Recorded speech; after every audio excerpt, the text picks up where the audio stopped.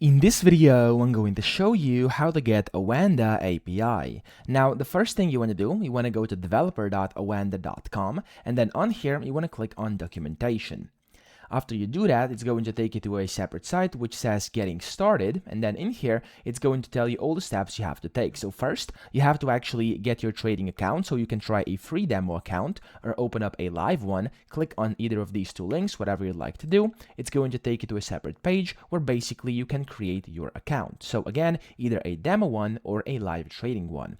Then you have to put in your country like this.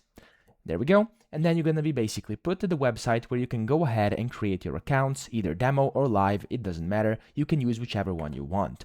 After that, you will have to get the REST API access, and you can do that by logging in. So basically, just click on login. You're going to be put to the login page, and then in here, you can just sign into your account. And after you do that, you'll be able to navigate these panels over here. So the Manage API Access under My Services, and in there, basically, you will get the token, and then you'll get that for the API license. And then you can go ahead and start your trading however you want to actually use the API token. So this is how you can actually get it. I hope this video helped you out. If it did, please subscribe to the channel and help me out as well.